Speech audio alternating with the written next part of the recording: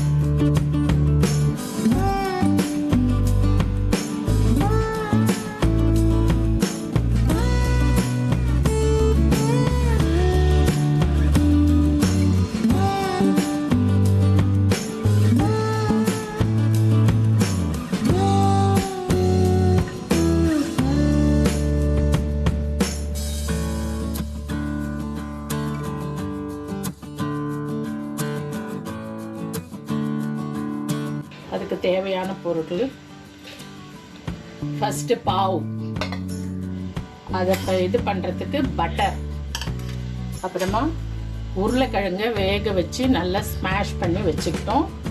அதே மாதிரி கேரட்டையும் வேக வச்சு ஸ்மாஷ் பண்ணி வச்சுக்கிட்டாச்சு. பட்டாணியையும் வேக வச்சு அதையும் ஸ்மாஷ் பண்ணி வச்சுக்காச்சு. காலிஃப்ளவர் இருக்குது பார்த்தீங்களா, அதை சீவலில் பொடியாக துருவிட்டு, அதை ஸ்மாஷ் பண்ண வேண்டாம், அப்படியே கொஞ்சம் க்ரன்ச்சியாக இருக்கணுன்றதுக்காக நான் அதை சீவலில் வச்சு சீவியிருக்கேன்.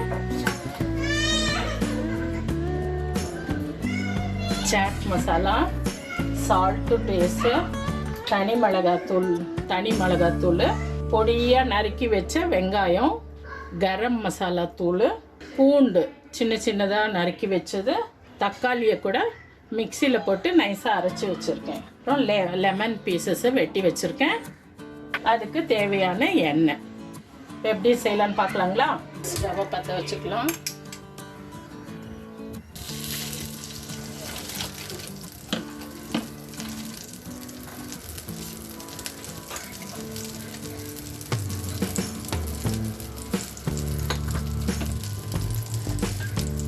பட்டரை போட்டுக்கோங்க.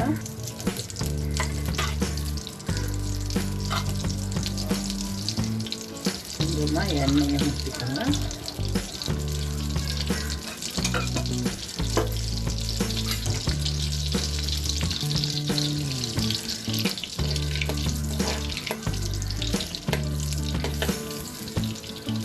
இதுக்கு ஒரு பட்டை, 3 ஏலக்காய், 3 லவங்கம், பிரிஞ்சி எல்லாம் போட்டுக்கோங்க. நான் கரம் மசாலா கொஞ்சம் கம்மி பண்ணியிருக்கேன்ப்பா, நீங்கள் வேணும்னா நிறைய போட்டுக்கோங்க.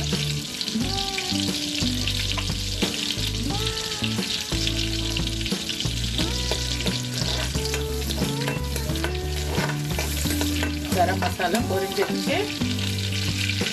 இப்போ பூண்டு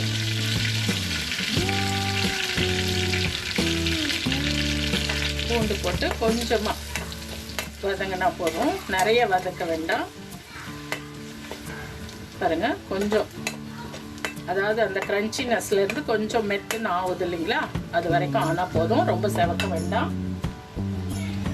பொடியாக நறுக்கி வச்ச வெங்காயத்தை போட்டுருங்க ஃபஸ்ட்டு.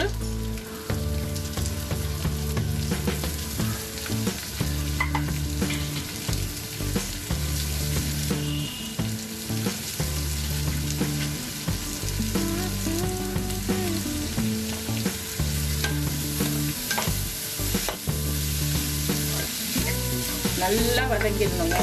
வெங்காயமே தெரியாத அளவுக்கு வதங்கணும். இந்த டிஷ்ஷு வந்து மெயினாக டாமினேட் பண்ணுறது வந்து பட்டர் தான். அது ஈவினிங்ஸில் ஸ்நாக்ஸ் மாதிரி செஞ்சு சாப்பிட்டுக்கலாம். என்ன எல்லாத்தையும் கட் பண்ணி வச்சுக்கிறது இதெல்லாம் தான் கொஞ்சம் டைம் பிடிக்கும். எல்லாம் ரெடி பண்ணிட்டோம்னா 10-15 நிமிஷத்தில் டிஷ்ஷு ரெடி ஆகிடும். ரொம்ப நல்லாயிருக்கும் சாப்பிட்றதுக்கு. பசங்க எல்லாம் லைக் பண்ணி இந்த காலத்தில் யங்ஸ்டர்ஸ் எல்லாம் ரொம்ப விரும்பி சாப்பிட்ற ஒரு ஐட்டம் இது. முந்தையெல்லாம் இதெல்லாம் சாப்பிட்ணுன்னாக்கா சவுகார்பேட்டை அந்த மாதிரி நார்த் இண்டியன்ஸ் எங்கே இருக்கிறாங்கன்னு சொல்லி தேடி போகணும். இப்போது எல்லா இடங்கள்லையுமே வந்து இந்த ஐட்டம் கிடைக்க ஆரம்பிச்சிருக்கு. பட் நாங்கள் எல்லாமே மோஸ்ட்லி வீட்டிலையே செஞ்சு சாப்பிட்டுக்குவோம். கொஞ்சம் சால்ட்டு போட்டுக்கலாம். சின்ன ஸ்பூனில் போட்டு ஒரு 1/2 ஸ்பூன் போட்டுக்கிறேன் ஃபஸ்ட்டு. அப்புறமா மசாலா போடும்போது மீதி போட்டுக்கிறேங்க. இது வெங்காயம் வதங்கிறதுக்காக போடுவோம் இல்லைங்களா, அது போட்டிருக்கேன். நல்லா வதங்கணும். வெங்காயமே தெரியக்கூடாது அந்த டிஷ்ஷில், அந்த அளவுக்கு வதங்கணும். இந்த ஸ்டேஜில் நான் வந்து காலிஃப்ளவரை வந்து துருவி வச்சுருக்கேன் இல்லைங்களா, அதனால் அது வதங்கணுன்றதுக்காக வெங்காயத்தினோடைய சேர்த்துக்கிறேங்க. வேக வச்சு ஸ்மாஷ் பண்ணால் அது எப்படியோ இருக்கும். இந்த மாதிரி போட்டோம்னா கொஞ்சம் அந்த க்ரன்ச்சினஸ் கிடைக்கும் சாப்பிட்றது போது.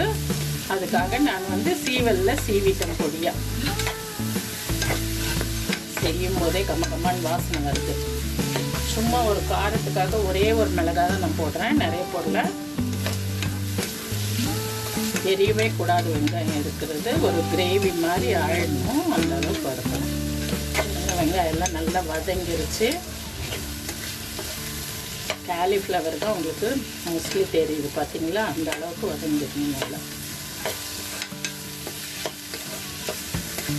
இந்த ஸ்டேஜில் தக்காளியை நான் மிக்சியில் அடித்து வச்சுருக்கேன் இல்லைங்களா, அதை வச்சு வச்சுக்கோங்க.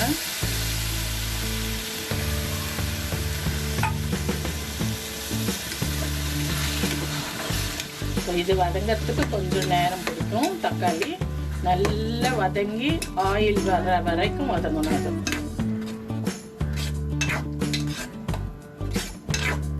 பாருங்க, தக்காளி எல்லாமே நல்லா சுருங்கிருச்சு.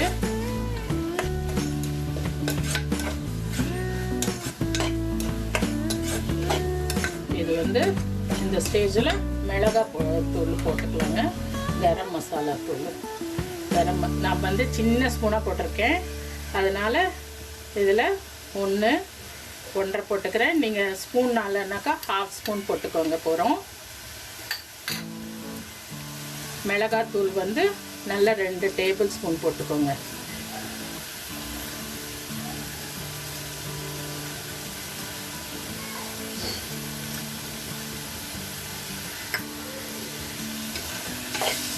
போட்டு கொஞ்சம் பச்சை வடை போகிற வரைக்கும் கொஞ்சம் வதக்கிடுங்க. நம்ம வந்து கொஞ்சம் தான் உப்பு போட்டோம் இல்லைங்களா வெங்காயம் வதங்கிறதுக்கு. இப்போது இதுக்கு தேவையானது போட்டுக்கோங்க. உப்பு பார்த்து போட்டுக்கோங்கப்பா.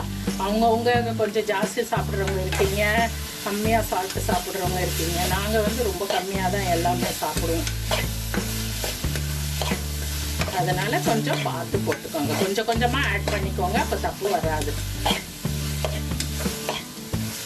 நல்ல அந்த மிளகாத்தூள் கரம் மசாலா தூள் எல்லா வாசனையும் போகிற அளவுக்கு வதக்கிக்கோங்க.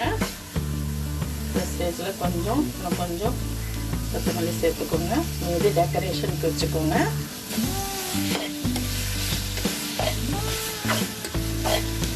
கொத்தமல்லி, பூண்டு, கொத்தமல்லிலாம் வந்து இந்த அல்சருக்கு இந்த மாதிரி இதுக்கெல்லாம் ரொம்ப நல்ல, எவ்வளோ யூஸ் பண்ணுறீங்களோ கொத்தமல்லி தழையெல்லாம் அவ்வளோ நல்லதுங்க.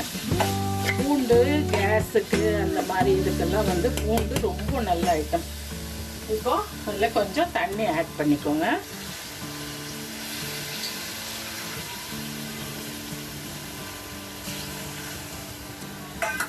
மசாலா எல்லாம் போட்டோம் இல்லைங்களா, அது வேகிறதுக்காக கொஞ்சோண்டு தண்ணி ஊற்றிருக்கேன். எல்லாம் நல்லா வெந்து வந்த பிறகு நம்ம வேக வச்சு வச்சுருக்கோம் இல்லைங்களா, உருளைக்கிழங்கு, கேரட்டு, பட்டாணி இதெல்லாம் போட்டு கிளறிட்டோம்னாக்கா டிஷ்ஷு ரெடி ஆகிடும். பாருங்கள் நல்லா வெந்துருச்சு. நான் அது கடாய் சின்னதாக இருந்ததுனால வேறு கடாய்க்கு ட்ரான்ஸ்ஃபர் பண்ணிட்டுருக்கேன்.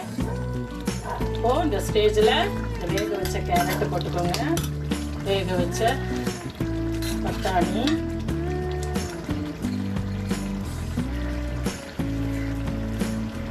எல்லாத்தையும் போட்டு மிக்ஸ் பண்ணிக்கணுங்க. நல்லா கலந்துக்கோங்க, எல்லாம் மிக்ஸ் ஆகணும் நல்லா. இன்னும் கொஞ்சம் தண்ணி ஊற்றிக்கலாம், இதெல்லாம் மசாலாவில் மிக்ஸ் ஆகணும் இல்லைங்களா, அதனால் கொஞ்சம் தண்ணி ஊற்றிக்கலாங்க. நான் எந்த கலர்ஸும்லாம் எதுவும் ஆட் பண்ணலை, கடை மசாலா போடல, நம்ம வீட்டு மசாலா தான் எல்லாம் அரைச்சது தான் போட்டிருக்கோம்.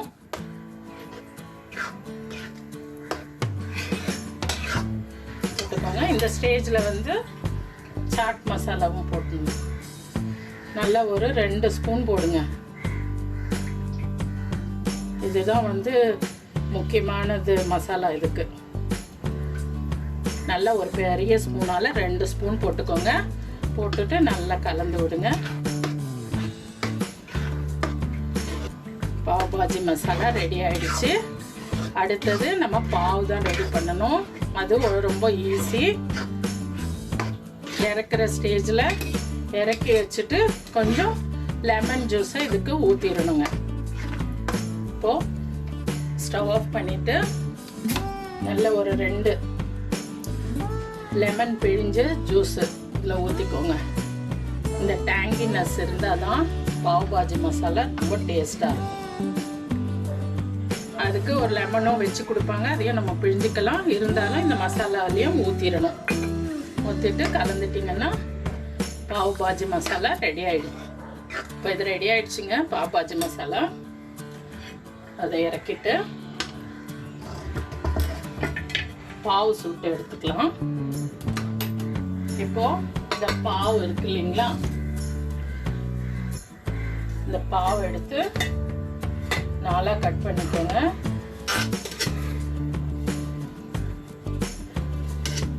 அதையும் 2 கட் பண்ணிக்கோங்க. இதுக்கு பட்டர் தாங்க, பட்டரை ஊற்றிக்கோங்க.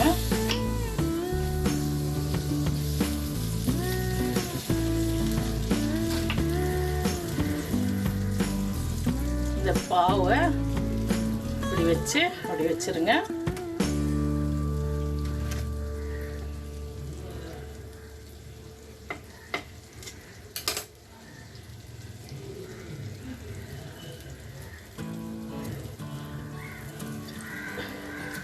இந்த வெண்ணெயோட டேஸ்ட்டு தான் அந்த பாவுக்கு பிடிச்சி சாப்பிடும்போது, இந்த மசாலாவோட சாப்பிடும்போது அவ்வளோ டேஸ்டியாக இருக்குங்க பாவ் பாஜி மசாலா.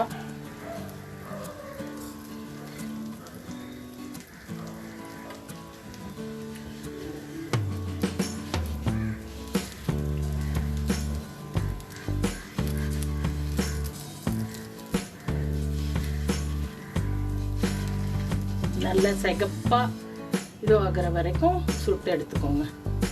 அப்போ தான் நல்லா அது கொஞ்சம் கிறிஸ்பினஸ் இருக்கும், அப்போ தான் டேஸ்ட்டாக இருக்கும். நிறைய பட்டர் வேணுன்றவங்க ஊற்றிக்கலாம். நான் கொஞ்சம் ஹெல்த் கான்ஷியஸாக இருக்கிறதுனால உங்களுக்கு நிறைய ஊற்றலை. இந்த அளவுக்கு நல்லா திருப்பி விட்டுக்கோங்க. பாவ் பாஜி மசாலா ரெடி ஆயிடுச்சுங்க.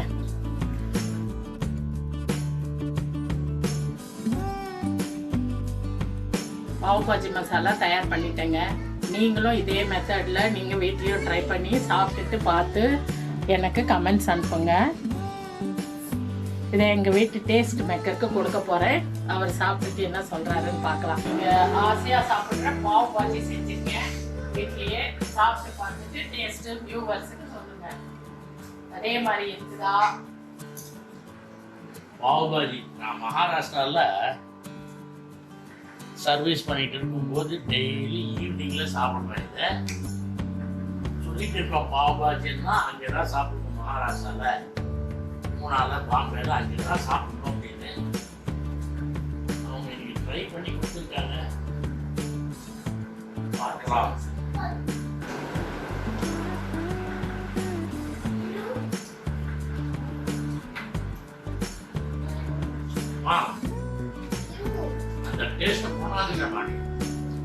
சாப்பிடுங்க. ரொம்ப டேஸ்டியா இருக்குமா? நல்ல ஆற உட்காந்து டேஸ்டா சாப்பிடுங்க. Very tasty. நீங்களும் செஞ்சு பார்த்துட்டு கமெண்ட்ஸ் பண்ணுங்க, ஆமா, லைக் சப்ஸ்கிரைப் பண்ணுங்க, பண்ணுங்க, ஷேர் பண்ணுங்க, சப்ஸ்கிரைப் பண்ணுங்க. சப்ஸ்கிரைப் பண்ணாதவங்க எல்லாம் பண்ணுங்க. சூப்பரா இருக்கு. Thank you. ட்ரை பண்ணுங்க. பாவ் பாஜி பண்ணிருக்கேன். தாத்தாக்கு ஸ்பெஷல் ஐட்டம். உனக்கு எப்படி இருக்குதுன்னு நீ சாப்பிட்டுட்டு சொல்லு. அத தொட்டு சாப்பிடு. நிதானமா நிதானமா யாரு நல்ல மென்னு சாப்பிட்டுட்டு சொல்லு. நல்லா இருக்கு, சூப்பரா இருக்கு. இந்த வீடியோ உங்களுக்கு பிடிச்சிருந்தா லைக் பண்ணுங்க, ஷேர் பண்ணுங்க, சப்ஸ்கிரைப் பண்ணுங்க. Thank you. Bye bye.